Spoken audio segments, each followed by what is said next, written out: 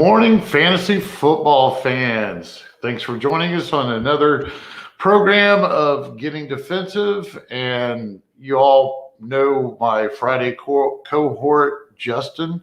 Justin, thanks for being here again this Friday and helping me or us get the IDP word out and helping fantasy football owners as much as possible. How you doing this morning? My pleasure. Glad to be on the show as always, Gary. I'm doing well, man. How about yourself? Oh, I'm doing pretty good, man. Pretty good. We're getting down there. We got some football here, some OTAs going on and stuff like that. We're going to have some dead time coming up. There's that dreaded period in June, July, and August or whatever that we don't get much information. So we got to work off of what we have. I'm not excited for that. It kind of gives us a chance to collect our thoughts, but I don't know. I hate that dead time.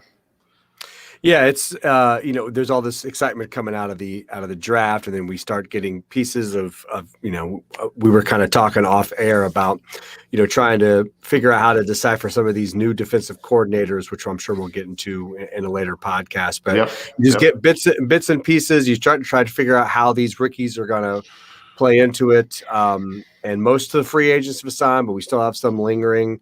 Builds up some nice excitement knowing that we're not going to get football till September. Then all of a sudden, nothing. Right. And we have stuff like Jeremy Chin is going to be moving back to safety type news. And then we have some reports coming out like with the Jets. Cashman's name is coming up with Mosley and Jared Davis, and where they're potentially going to play. Some trade rumors, so it's going to be an evolving situation, and I look forward to just hashing it out. Again, this is all assumption, folks. Nobody knows what's going to happen until they come out with those official depth charts of where, what, how, when. But, guys like Justin and myself, we're sitting here trying to get everybody on the same page to where, you can approach this in the off season to set yourself for, a winning roster. So on the defensive side of the ball, that is. So we're going to roll in. I want to mention that Roxanne is out of town again this week, this weekend. I think just today. She should be back Tuesday. And the same scenario, we're going to do this on the same show Tuesday with Johnny the Greek's going to make his return, which I'm excited about. Unfortunately, his new job, which, is great for him, hasn't been great for us here at Getting Defensive because of his schedule. But hey, life first when it comes to fantasy football. So, but I'm excited to have Johnny coming in for both days next week. So, hey, Justin, you'll see him next Friday. Yeah, I like it when I get you two on the same show, man. It's always really good, deep shit. So, but James will be here Tuesday, and we're going to go over the same scenarios that we're going to do today with this. You're on the clock. And we're hoping that by splitting some defensive hairs will help people when they're on the clock and they have those tough decisions to make. And I think that Justin is the perfect guy to come on with me and do this. So along with Johnny and James, but what I'm trying to do is I'm kind of doing this by the hair of my teeth, which is gross, but I'm trying to do this in a way to where today's show doesn't exactly cover the same players as next show. But so that way you have a reason to check out both, help split those hairs as we go. So anything you want to add before we get started, Justin? No, sir. Let's dive in. All right, let's do a quick strategy recap. Okay, so in general, we all know that there are basically three scoring formats for leagues. So that would be a tackle heavy, sack heavy, or a balanced approach. What I want to make sure is we just cover a couple of things here so that as we go through these scenarios, that you're on the clock, that you kind of understand where we're coming from if you haven't heard us talking about this before. So first off, Justin, maybe you can step in here and help me out. What are some of the indications of what format the league is? In other words, if somebody's new to the league, or if somebody just joined a league, or if somebody's trying to figure out a prior dynasty league and you're struggling there, what kind of things could be an easy way for a owner to figure out if they actually have a tackle, sack, or balanced format that they want to work with? To me, there's a really quick little cheat, if you will. It's not even a cheat. It's just a quick hand reference. It doesn't take long at all. And just focus on tackles versus sacks. What is that tackle to sack ratio? Yep. If it's close to 1-to-1, then, or even 1-to-2, you're in a tackle heavy league. That means a player like TJ Watt, who will, maybe get into that, double digit sack range, but not get anywhere near the tackles as a Bobby Wagner or a Devin White. That guy doesn't stand a chance as a linebacker against, even a mediocre linebacker who just sits in the middle of the field and racks up 80 tackles a year. So that's really important. So no matter what that sack, or what take that number of tackles. Is it 1 point a tackle? Is it 2 point per tackle? And then look at it against the sack. Now, for me, balanced gets into more of that, around 3 to 4-ish kind of range. You're starting to get into a balanced scoring system. So if you've got, 1 point per tackle, if it's about 3 or 4 for a sack, you're in a balanced league. Anything above 4, that 4-to-1 ratio, meaning that sacks get over 4 points versus a tackle. Now you're starting to get into a sack heavy league, and a guy like TJ Watt, any of these outside linebackers who are great pass rushers, they're going to shoot through the roof, and they'll end up in your top 10 if it's a sack heavy league. I just use TJ Watt as an example, meaning that he's a top 10 linebacker in a sack heavy league, and he's an afterthought in a tackle heavy league, and that can really sway you depending on who you're going to pick. No. And I agree. That's a great way to figure that out. I usually go that if you add up what you could get with the assists and the tackles, say that you get 2 and 1, that's right. 3. So if you look at what comes with a sack, which would be tackles for loss or sack, pressure hit, or whatever might score, if you can divide what you add up in the tackle into what you add up into the sack numbers, or sack scoring, if it's like by 4 or something, you're definitely in a sack heavy. Right. Just you've got to the balance would be probably 2, and then usually when it really one time or less with the tackle base, format. Another way that some people can just really cheat on this, if you look in your projections, some leagues have projections up, some don't, whatever. Find your projections, do all the players. If you've got an IDP guy, if you've got a defensive lineman that is popping up in your first IDPs, say the top 10, you're probably sack heavy.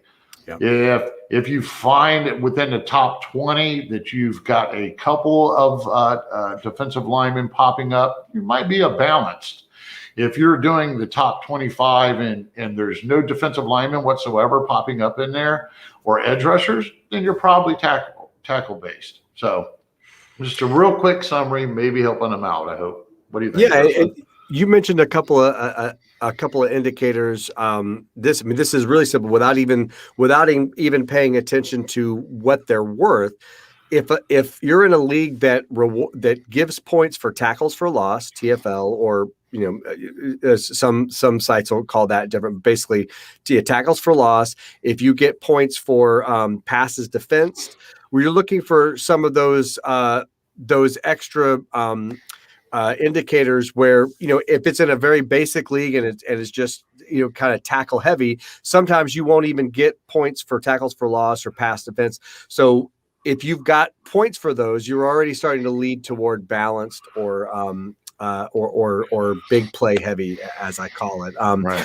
So, but if those don't exist in your league, Yeah. chances are you're going to be pretty close to a tackle heavy scoring, unless you get like 6 or 8 points per sack, which is which is not unheard of, but it's pretty rare. And here we're thinking about, in the back of my mind, it pops in my head. There's always the option, folks. Don't be embarrassed. Ask your commish. Oh, yeah. Your commish, the guy that made the league, should have an idea if it's, tackle, balanced, or sack heavy. So if he's a good commissioner, he's going to answer that honestly for you and try not to take advantage of the situation. So there's a simple one right there. And finally, at any point, feel free to reach out to Gary or myself and just say, hey, I've got a draft coming up. Here's my basic scoring. What is this? We can probably take a quick glance and say, oh, that's definitely tackle heavy, or that's big play. So don't hesitate to reach out. Yep. That's what we're here for. Let's see. The next part of this, when are you taking your first IDP off the board of your roster in a draft? And does that vary depending on the format that you're in, Justin? Absolutely. And I want to get your take on this as well. Roster size matters pretty heavily here. If you've got, I kind of break how many IDPs you play. I break them down into kind of 3 big groups. I mean, these are large groups. I'm going to break them down, pretty large buckets, but they'll at least get us all in the ballpark. I call a shallow IDP league 1 to 3 IDPs, and that's the sort of thing where it's mainly an offensive roster, but you just have a few on there, like you're just kind of barely in the IDP role, like dipping your toe into the IDP role. I call those shallow leagues, and then I call a full league when you have a full IDP league, when you have anywhere from, like, let's say, maybe like 6 to 8. You got a couple of defensive linemen, a couple of linebackers, and a couple of defensive backs. And most likely you'll have to have a safety and a cornerback, a defensive end and a defensive tackle, things like that. That's what I call a full league. And then a deep league is when you I played a couple leagues, and you probably do too, Gary, where you basically have like 11 starters, which is funny because we basically don't have 11 starters on offense. Nobody plays the tackles, the offensive linemen, right. But nonetheless, the mind-bending IDP leagues are just beautiful thing, folks. Give it a try. Yeah, it's a lot of fun. So in those 3 formats, for me, for the shallow leagues, I wait till the very, very end. And part of that is because I know, I mentioned this on one of our podcasts, I think a couple of weeks ago, because IDP is still a corner of the fantasy football area where you can still find sleepers. It's impossible to find them in the offense, but it is absolutely possible in the IDP world. You can rely on folks like Gary and myself to feed you guys some sleepers. And obviously, as somebody who kind of eats and sleeps and breathes IDP, I'm happy to find sleepers. So I'm gonna take as many shots on the offensive side of the ball as possible. Running backs who might eventually become a bell cow midseason, players like that. And I'm going to wait till the very, very end of the draft to start picking my IDPs for a full league, which is, 6 to 8 IDPs. I'm probably going to start drafting IDPs. I'm going to start looking at them after I feel like I've got my main offensive roster, my main non-QB starters. So I got a couple of wide receivers, a couple of running backs, likely a tight end as well. That's when I'm going to start turning my attention to IDP. And for deep leagues, not necessarily right out of it. I probably wouldn't draft somebody in the first couple of rounds, but in deep leagues, I'm going pretty early. I might be going round 4 or 5. And of course, a lot of this is going to depend on the people you're playing with. If you're going into round 3 and 15 of the linebackers are already off the board, well, then I got to kind of turn up the heat a little bit. Gary, where are you with those 3 buckets in terms of when you're drafting? Well, I'll start with that middle frame, that 6 to 8. I'm right there with you. I'm putting my offensive lineup together first. At least the wide receivers, running backs, tight end maybe. I might let the QB slip, but yeah, I'm basically getting my offense together that I plan on being the core of my roster. Then I'll skip to the deeper ones. Now, usually you don't have, I want to say, rookie IDP owners playing in those deeper formats, at least not off the top. Somebody's worked up to that. So I agree. You've got to really play it close to the chest and make sure that you're not putting yourself at a disadvantage. But I don't have no problem waiting a little bit. I still kind of make sure that I've got my, three main wide receivers, my couple main running backs, and then I'll look. If I personally, but that's probably because I'm like you, Justin, we can find those people that can help us out during the season off the waiver wire or whatever. I normally don't start worrying if the top, IDP comes off the board and I'm missing out on Darius Leonard or, Aaron Donald or something, because usually I can make it in there, but I can't advise that for everybody. So use your projections. Usually, we all know projections are just an opinion. Usually it's some kind of formula they've came up to make this projections. But if you start seeing, if you look in your projections and you got an IDP guy that's up there in the range of a running back 1 or a running back 2 or something, that might be an indicator for where you might want to start looking at them if they haven't started coming off the board. Right. And you talked about the shallow leagues, right? Always at the end. It's kind of like everybody's got a kicker, not to be a comparison of it, but it's like you'll have plenty of meat on the bone. And if you're in that shallow format, you want to concentrate on your offense, because that's probably 99% of the time what's going to carry your team. Your IDPs are probably going to fall into more of a line of being a value of a wide receiver 3 or a running back 2 or something. So yeah, definitely concentrate. The only thing that I would like to add to that would be the depth of your bench.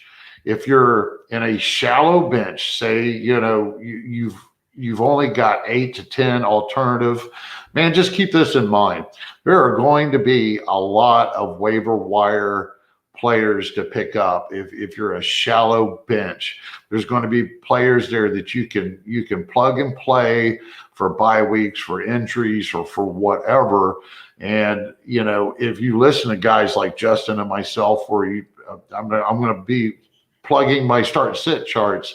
If on a Gridiron Ratings, if you check these out, then you can find that you have replacements if it's a shallow, because there's one thing that's been consistent. If you have a shallow bench, it's usually the IDP that loses out and floats around on the waiver wire more than somebody holding on to some wide receiver or running back that they think, oh my God, he's getting ready to break out next week or something like that.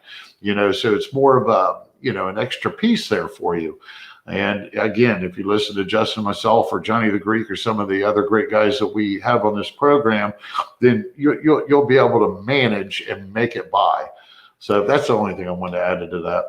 Yeah, and you mentioned that when you're talking about the shallow leagues and how the IDPs end up being more like wide receiver 4s, and in addition to the fact that you'll go from having maybe 6 or 8 offensive players and 1 to 3 defensive players, that alone kind of makes the defensive players, kind of less valuable. And then as you move up the ranks and you start using more IDP, of course, right. IDP, adds more weight to your roster. But there's another factor here, which is that in my experience, in a lot of shallow leagues, the scoring also is not very IDP friendly.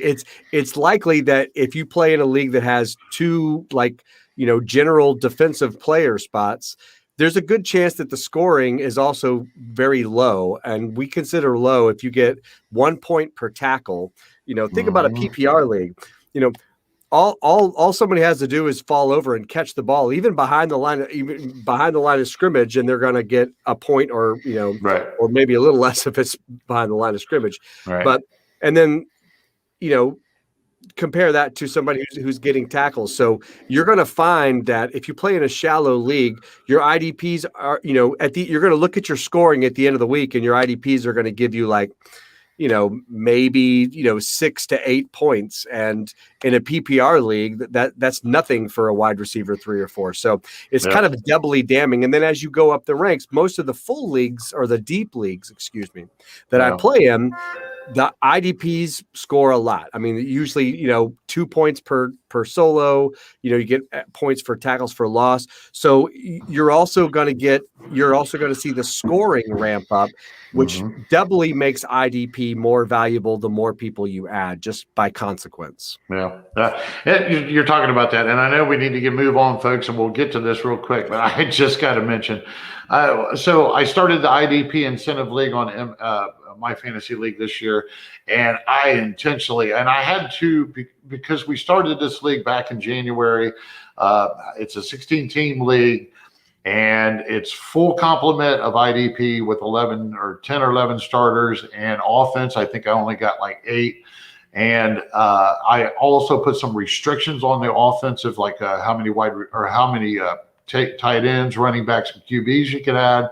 And this was all intentions of making it active, so that there will be waiver wire action if an owner wants to succeed. And how I did that even more is that I only gave out 34 bench spots. So we've got almost 20 starters or something like that, 21, 22 starters, and only 34 bench spots. So that's to force people to make those decisions and be active if they want to win in this league, which is for cash.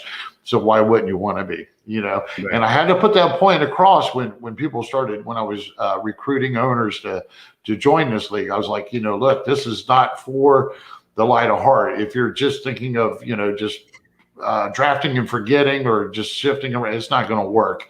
You're not going to win in this league.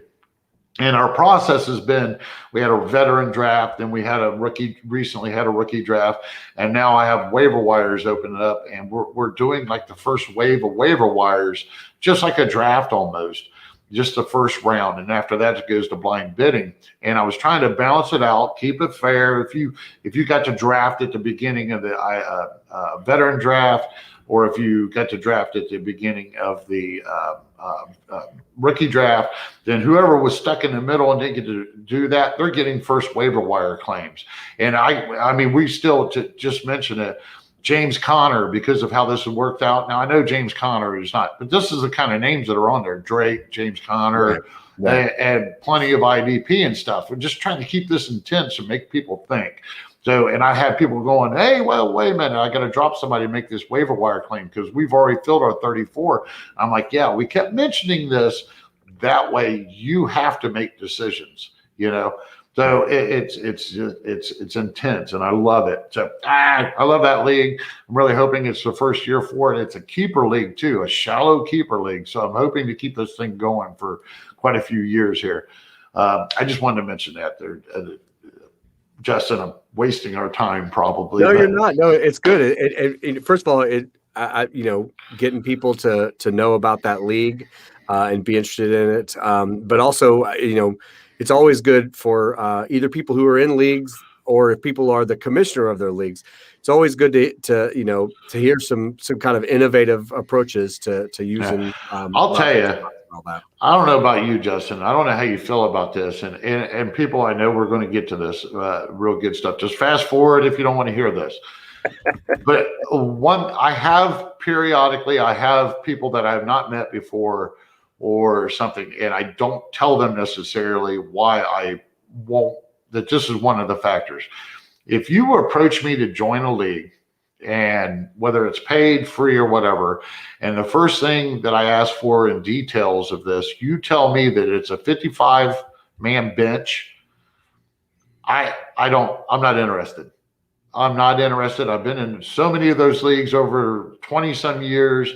They're not active. People don't trade. They just don't do anything. It's just going through the routine of setting your roster, because you got such a deep bench that you don't need to do anything with anybody else unless you're feeling real, you drafted, you feel confident, then there it is, So that's why I like shallow benches, no matter what the format is, just for the fact, work it. You've got to work it. If you're going to compete in this league, you've got to be active, whether it's trade or even just waiver wire. There's nothing weirder than just coming on and everybody pops in once a week, sets their lineups and leaves. It's just the double kiss of death is the super. I'm in a couple of leagues like that. They're dynasty leagues, but still they're huge benches, and just there's, literally people are hoarding two and three kickers. Right. It's not even, you can't even get a kicker. Right. Right. But the double kiss of death is a deep bench like that, and it's best ball. So now you don't have to do anything. You don't trade. You don't pick anybody up for waivers, and you don't even have to set your lineup. You like draft one day, and then that's your fantasy football season. Yeah, that was fun. Yeah, right. It's like going to buying a lottery ticket, and you don't get the results until a year from now after the season. So okay. I'm not knocking anybody that does it. If I'm playing fantasy football personally, it sounds like you're probably understand. It's a little bit more exciting if you force the format to make them active, and of course you're going to have people say, oh yeah, I can't wait to do this. And then they drop off. But the majority of owners, in my experience, they'll, at least for the first half of the year, will try to stay up, try to stay active. And I think it's a more challenging format for people. So that's great, Justin. It's just funny. Best ball. And best ball's got me worried a little bit. I got to be honest. Yeah. Best ball's got me worried a little bit because, I see a couple of new sites that's doing it. I think Underdog maybe or something. I'm not sure. I haven't checked into all this all together. But folks, I mean, if it's like buying that lottery ticket and you sit there and wait, you didn't have a challenge. So I'm afraid that people might get too lazy and start depending on best ball so much that it's just kind of not a challenging game. Instead of being a chess or checker's, all of a sudden it's just draft and forget. I don't know what kind of, I'm not knocking them. I'm just a little bit worried that that's going to overtake some of the normal way that we play the game. So So and there won't be any need for us, Justin, because if you don't have to make waiver wire moves, if you don't have to make in-season decisions because the machine is doing it for you, hey, there goes our our little niche in this community. So, but we'll see how this goes. Yeah. Given another 10 years, I'm old anyways. Maybe it won't happen until I'm retired from this crap. So we'll see. All right, Justin, let's go ahead and get on to what we was talking about. So we went over the different formats for scoring. I'm going to run through these real quick so that the language that me and Justin, or me and Johnny and all of us next week. I'll go over these again, maybe a little bit quicker than this. But I just want to tell you, when we mention certain positions or players, this is what we mean. If we mention linebacker, we are actually talking about inside linebackers and the defensive schemes in the NFL, which there are two, a 3-4 and a 4-3 are the base packages right now. Some use multiple, but that is still what we're talking about. A linebacker is an inside linebacker. Edge rushers. Those are basically the guys on the outside of the line in both formats, which is the outside linebackers of the 3-4 and the DEs of the 4-3. So those are guys that's simple. They're on the outside of the formation up on the front seven, and they're the ones that's in charge of getting after the quarterback or into the backfield. Interior defensive lineman, DL. This is anybody that's not an edge rusher, basically, or basically exactly what it says, an interior defensive lineman. Now, this can also include defensive ends in the 3-4 because they're basically not out on the edge. The outside linebackers are. So it depends on the site that you're at. If they have an edge rusher position, Aaron Donald may, as many sacks as he gets, technically might not be considered an edge rusher in the format, or it depends on the site what they put him in. I said JJ Watt's been one because he's usually been playing in a 3-4. So it just really depends. Hayward, Tuitt, trying to just throw out a couple of other names, some people that might get you sacks, but they'll be considered interior defensive linemen because they are the guys in that middle of the line. So they have defensive tackles, some DEs. It just depends. So just letting you know, when we talk about DL, that's those. And DBs, I personally, I always suggest, and I think Justin's the same way, unless you really get lucky and hook onto a cornerback one season and he is really performing. When we talk about DBs, we're really, from my point of view, specifically talking about safeties, which is the preferred in most situations consistent player to get points for you each week. DBs can, or QBs, cornerbacks can be kind of fluky. So just letting you know, I don't know how you feel about cornerbacks, but I think we've talked about it. You're on the same page, right? No? Yeah. Take the top 20 defensive backs in any season. Mm-hmm. The chances that a cornerback will repeat as a top 20 or 25 defensive back in the following season, less than 20%.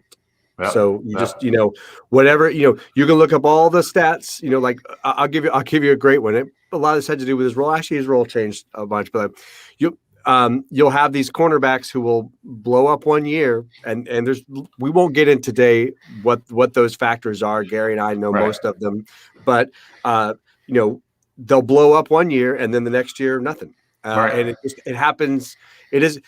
If there's ever a time to lean on your IDP experts, it's in this field. Trust us when we say we've watched this year in and year out. Yeah. And it doesn't mean that there will always be cornerbacks who will end up in the top 20 and top 25, and you're going to want to grab those. Right. The trick is you cannot consistently guess who they will be, and most of the time, they sat on a waiver wire till week 3 or 4, and you plucked them off there, and they became a top DB for you. So we're going to, for the most part, we're not going to address those issues. We're going to start talking about cornerbacks when the season starts, and we're going to start telling you who those guys will be that you'll be glad you picked up.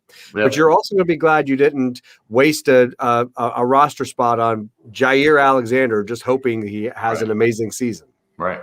I'm going to give a little secret. I usually do not ever put this out there based exactly of why you're saying this. I don't play. The IDP incentive this year, I added cornerbacks because it's a position that I want to track some information on in that league. But the funny thing is what I used to do in past is if I landed me a cornerback and that sucker actually worked out and was producing, as soon as that season was over, he was on the block and I'd sell him for whatever I could get.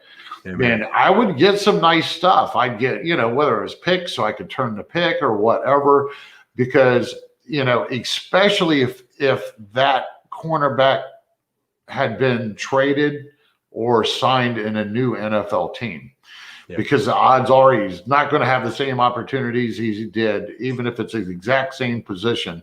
Everything will change. So take advantage of that, folks. And the funny thing is if say the guy does go somewhere else and he does produce again, you'll still find another one on the waiver wire. Just give it a week or two.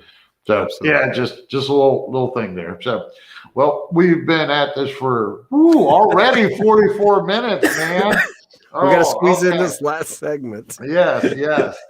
We've got to get this in here. So so I want to get right to. I'm going to get right to it here. So Justin, you're sitting here. You're on the clock. You just got on the clock. You're in a balanced format, and you're looking at Darius Leonard, Roquan Smith, or Devin White as your potential top 3 that you can pick from. Who are you selecting and why? I'm going to go I'm going to go with Darius Leonard, and this is really close for me. Darius Leonard and Devin White. The reason I'm going to go with Darius Leonard is because I think he has less tackle competition than Devin White. White is a monster, but we saw last year a couple times, and of course this happens to every linebacker, but he's still playing next to Levante David, and David will have games where he will take over, and I remember getting plenty of emails and tweets about what happened to Devin White. People will drop Devin White just because Levante David just had some monster games. I think Darius Leonard has a chance of being a more consistent producer week in and week out. I'm one of those ones that I pay close attention to consistency from week in, week out. I'm not a big fan of they averaged this many points, because the average of this many points doesn't win you your league. What you have to do is win consistently week in and week out. No. I think Darius Leonard has got a little bit more consistency there. But man, that's really close. What would you do? And how do you see? To me, Roquan Smith is a little bit of a distant third. But I'm curious as to where you line these three up. Well, I happen to be coming off of my own rankings is where I get this information. Of course, I got to use something to do this with. So I'm using my own rankings, which you can find at gridironratings.com on the IDP tipster page. Just pull down off the main menu IDP and you'll catch it there. But I actually have Darius Leonard 1, and I have Smith 2, and I have Devin White 3. And I would definitely go Darius Leonard number 1. Let's face it, folks. These guys are all young. They're all going to be there for a very long time. But in my opinion, Darius Leonard's been doing it longer. And I'm just going to go with the known. It's not that I don't trust Smith. It's not that I don't really trust White, but I like your point about White. He's still playing next to Levante David. And White had a really good season last year. And I think a lot of people, when they see the overall of what he did for the year, in most formats, you're going to see the Devin White led your linebackers. Well, hey, let's not forget, Darius Leonard missed a couple of games. White did not. If you take their weekly average, at least in leagues that I was in, and if Darius White would have played the entire season, he would have beat White. Okay, so just check your stuff there. I don't know if that's the same in your format or not. I'm just going with Darius Leonard because he's done it longer. He's been around longer. Yeah, and I also think. Look, we're you said earlier, we are splitting hairs here. Yes, So we're trying to be as nitpicky as possible to give you as much information as possible. But part of White's, if you look at just the amount of fantasy points he generated last year, White had 9 sacks, and I believe that's a fluke. I mean, I think he'll get his sacks. I believe that they'll continue to rush him, but he got lucky. He had a couple of multiple sack games. Right. I think he's going to be more in the 4 to 6 sack range if he has another good year. I think 9 sacks are fluky, and I think that's not something we're going to, he's not a player I don't think that's going to be pushing for double-digit sacks going forward. Well, his position itself as an inside linebacker, that is fluky, big time. Usually you get a guy 4, 5, and we're talking about the best of the best on average in the past 10 years. So 9 is definitely fluky. And I believe he had a couple of interceptions and a couple of other things interceptions aren't as like those sacks you're talking about, but they pad the box. Right. They're not necessarily your core tackle base and scoring format that you kind of want to lean towards. It's hard to do all those extra playmaking type things over and over. Those are the harder consistency plays to make. So, okay, let's move on. So, we're going to go and pretend we're talking about linebackers at least one more time. We're going to go, it's gone around. You've already selected Darius Leonard. So we're going to take it in a standard size league that Bobby Wagner might be off the board, Martinez, Cunningham, Smith, Skolbert. Let's go Fred Warner. Okay, so now we're in my personal rankings, 10, 11, and 12. Justin, you're looking to probably fill your next linebacker if you've already decided to do that. You're looking at Trayman Edmonds, Deion Jones, Eric Kendricks. All right. Now, who do you have? Oh man, that's tough. That's what it is. Yeah, you said this was going to be tough. Wow, God, that's really tough. I'll say this: it won't be Jones. I like Jones, but he had that one monster season, and then since then he's been hurt. And or recovering from a nasty leg injury, and he's also had, again, I'll mention he's got tackle competition with Foyesade Oluokun there. Last year, I begged people to listen to me about Foyesade Oluokun, that he was coming, and everybody, brother. Both of us. right. Go ahead. And it's amazing how many people were like, nah, he's LB5 at best. I'm like, I don't think so. And so for me, it won't be Jones, partly for some of the reasons that I just mentioned, and also for the reasons I talked about, taking Leonard over Devin White. So I think it's going to be Tremaine Edmonds, but man, that's close for me with Eric Kendricks. I love Eric Kendricks. Last year it would have been Eric Kendricks. He's a year older now. He's obviously coming off another injury. They're trying to rebuild their linebacking core there. So for me, it'll be Edmonds, based on the same sort of factors, consistency. I think Edmonds made a little leap last year in terms of consistency. And I also think with the Bills likely playing another really good season, Edmonds might be up for some extra big plays this year. They might generate some extra interceptions, forced fumbles, etc. When you've got a defense that gets to attack because their team is in the lead, often it's the linebackers who will soak up some of that extra energy. But woo, man, that's super close for me. Yeah. And me and Justin, we've talked about this, and there's a reason this show is called Getting Defensive, and I'm going to get defensive on my answer here. I am not an Edmonds fan at all. I feel like he topped out his rookie season. I think the offense is getting better. I think the defense will be on the field less. I don't see other than base tackles, what did Edmonds bringing to the table? Now, we just mentioned about making those playmaking abilities type plays, interceptions, sacks, forced fumbles, blah, blah, blah. Now, there's a fine line. There are too much that you can't depend on in consistency, but at the same time, you want a guy that is still capable of doing that. And I think other than his rookie season, he hasn't made any type of extra plays. He's only a tackle guy. Now, I don't have his numbers right in front of him, but I get this in the back of my head. So I am he's slipped down my rankings.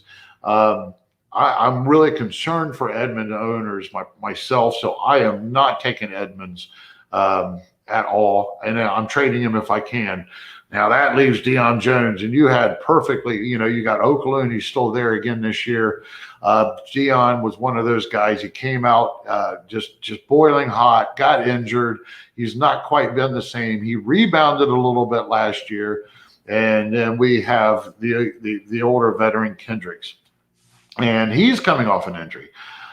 Because I'm so anti-Edmonds, I think I'm going Kendricks.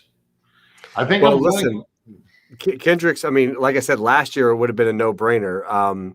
And Kendricks only played 11 games because of the injury, still topped over 100 tackles in only those 11 games. And he would have been a top 5 linebacker for sure. So, basically all you need is for Kendricks to come back at, even 90 to 95% the player he was pre-injury, and you'll have hit that. And I know he's older, I mean, he's older. I don't think he's quite 30. Don't quote me on that, folks, but I don't think he's quite. But I think I can get another year or two out of him. Yeah. If this was a dynasty, if it's a redraft, it's a no-brainer for me to take him. But amongst those three in that area, I think there's enough concern either way. It's kind of a coin flip. It's kind of, pick your flavor type thing. But I do think that I don't know. I just am having a hard time. I need Edmonds to do more. And I hate saying that. I love the base tackles. You're going to get those base tackles. But man, show a little flash, guy. A little something for me. Pad that box a little bit more. So that cool. So I don't know whether, let's see, we're doing all right on time. You're doing all right. I know folks were running over. We kind of it was funny because that first section was supposed to be a quick recap. So, all right. So let's say you're working on your last spot of linebacker, and you come on, and I'll throw this one at you. Say Foyzad Okaloon. Foyesade Aluakan. Yeah. There we go. Thank you. Roxanne's not here, so I needed help with that. Then you'll like this one, Nick Kwiatkowski. Yeah, there you go. And Patrick Queen. All right. So those three, you're looking to fill your last spot of a 3-man starting unit of inside linebackers. Queen, Nick, and Okaloon. There you go. I didn't tell you it's good. And I got to make my decision too. I'm actually not, I did not write these down anywhere. I'm just going down the rankings and figuring where they're going to fit in. Well, this is great because this opens up a philosophical question when it comes to drafting. In general, and this goes probably for any position, but certainly for IDP, if I've got 3 linebackers, my thought is my first linebacker needs to be incredibly consistent. That's what I want. I want consistency, right? That anchor. Second, the anchor, exactly. The one I don't have to worry about at all. The second linebacker we'll skip for now because that one is the one that varies depending on how the draft is going, how the rest of my roster is going. The third linebacker is a linebacker that I want to take a shot with, right? Mm-hmm. So I don't need – let me put it this way. I think that there are enough – if you could see on a graph or even – if you see on a graph, the top 5 to 10 linebackers are in this rarefied area. Really, the top 5 are in this like rarefied air. And then like 10 to 20 or 25, they're in this other little area. They're kind of by themselves. And then below 25, from 25 to about 60, I mean, they're separated by a couple of fantasy points a game tops, right? I mean, so you have this huge base of linebackers. So because I know that if I miss on my linebacker 3, I can go to the waiver wire and likely pick up somebody who will put up linebacker 3 numbers. Yep. I'm going to take those guys. Yep. Yeah. So for me, Gary and I have talked at length about Nick Kwiatkowski. We both think he's an incredibly underrated player. Mm-hmm. Kwiatkowski and Aluakan, these are really great fits for consistent tackle numbers, and these are players who I think that you can get late in drafts.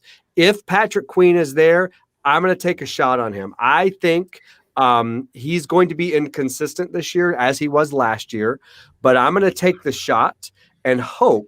And it's a big hope because he's obviously incredibly talented, but we didn't quite see the Patrick Queen we were hoping to see. If he's still there, I'm going to take a shot on Queen because I think he's my best bet to if all the cards go in the right direction, he's my best bet to end up as an LB1.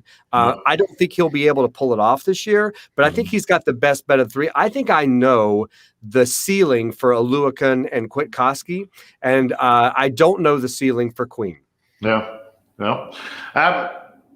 I was not impressed with Patrick Queen last year, but it was a COVID season and all of that. So, and I'm not a big fan of rookies anyways. He's not a rookie anymore. We've talked about Nick. I like Nick a lot, and I have him on my rosters in quite a few spots. I think that he had a pec injury last year. He's going to come back this year healthy. I think he's going to be more consistent and be a better play, LB1 play for everybody this year. And as far as Oakland, I didn't have any idea he was going to blow up the way he did. I knew he was going to be a relevant IDP play. I had no clue he was going to blow up like he did on some of those games where he was just out producing Deion Jones. And you would look at the end of the week and he's a top 5 linebacker play, inside linebacker play for tackle base. I mean, he just blew up. Did you have any idea that he was going to do that? I didn't think he was going to blow up as much as he did. I expected him to settle in as a nice, late LB2, possibly LB3, but I had him in that range. I didn't have him overshadowing Deion Jones as much as he did, which is probably, some mix, a combination of Oluokun really blossoming and, some chinks in the Deion Jones armor as well. So I think it took a combination of that to happen. Right. But I'll tell you this, it'll take all of that again for him to put up a similar season, and that's going to be hard to do. Bingo. And exactly why what you said about how you approach that third or maybe the last third or fourth guy that you're looking for your roster, I'm swinging for the fences one more year, and I'm going Oakland. And the reason I'm going to go Oakland is what he did do last year. I'm going to look at that secondary coming in this year and all the questions. You got a rookie. I mean, they've lost Neal. They've lost Kazee. You've got a new system coming in. Our new coaching staff coming in. They have, other than Grady Jarrett, they have no defensive line whatsoever to speak of, in my opinion. And I don't think they're going to be able to get after the quarterback. Who do they have at defensive end? I just think that that same scenario, I'm going to lay my odds that it's going to be just like it was last year, in a year that they're transitioning a little bit. And I'm going to, you're swinging for Patrick Queen to come up. I'm just going to swing for the fence and hope that Oakland can pull this off again. So, and knows. Yeah. And check out what happened there.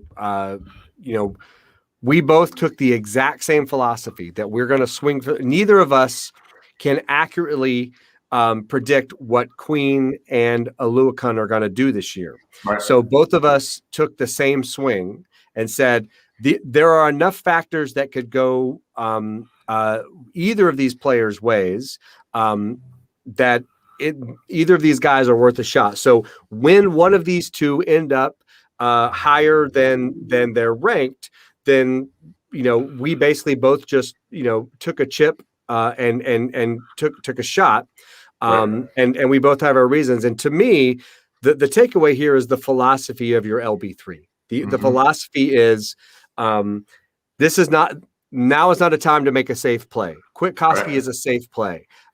Chances are Kwiatkowski might even be on your waiver wire when 3 weeks in I realize Queen is not going to be the player I hoped he would, and then I'll trade him and go pick up Kwiatkowski off the waiver wire. So, but yeah, philosophically, that LB3 discussion is an important one. So Gary, I know we're doing this live and we're out of time, but I want to throw something out at you here. Okay. And I'm going to mention, Justin, and folks that's watching this, I've already made the decision in my head because we spent so much time talking. Good topic at the beginning of this. Hopefully Justin's going to be back on next Friday like normal if his schedule does this. But I think that we're going to run through the same thing all next week. This is good stuff. That's literally going to be what I was going to suggest. Yeah, because I think this is great. We should absolutely do it, and then we'll definitely get into the defensive You're out of my line. damn head, dude. We'll get into the DLs and the DBs next week as well. Right. Yeah, this is great, man. Is that what you was getting ready to ask me? Exactly. No shit. I interrupted you, man. I don't know what it is. It's just something they're bouncing off. Okay. All right. I apologize that I cut you off now because No worries. Hey, I just wanted to we're make sure thing. because if you were going to ask me something and then go, then I was like, I wanted to make sure everybody knew this because there's a lot more to come. When I start off Tuesday, we have Johnny the Greek and James on here and Roxanne. We'll probably forego. I'll refer to if you want to know more, check out the beginning of this video. And then we'll just continue next week because we need to get a lot more of the scenarios out there for people. Justin, thanks a lot again for joining, man. You got anything in closing? The only thing I would say is tell Johnny not to watch this episode, and then I want you to ask him those. Let's start with those same 3 questions for Johnny and get his unfiltered take. That might be cool. Yeah, that would be. Yeah, either that or we head-to-head match it next week. Yeah, I like that too. Because if you're there Friday and it's you and him and me and Roxanne, how about we do something like that? What do you think? Let's do it. All right. So first thing I got to do is tell Johnny, don't watch this. Right. Okay. Yeah, right. Don't watch it. He probably did, and he knows it all. No, I'm kidding. All right, folks. Well, we're happy that you hung with us. We hope that the beginning of the show actually was informative, and I don't see how it wouldn't have been for somebody that hadn't heard that before. And we've got some scenarios coming up. Please catch us next Tuesday, next Friday, and we'll do the players more in depth and get it done. So please subscribe. You can see we're giving away some draft guides from Getting Defensive. Please subscribe here so that you have the chance to be one of the ones off the top to get one when we release them, hopefully soon. And Justin, I'm going to let you go, and I appreciate it, dude. And I'll see you next week. Sound good? Yep. Sounds good, Gary. It was a lot of fun, man. See you next week. Bye, everybody.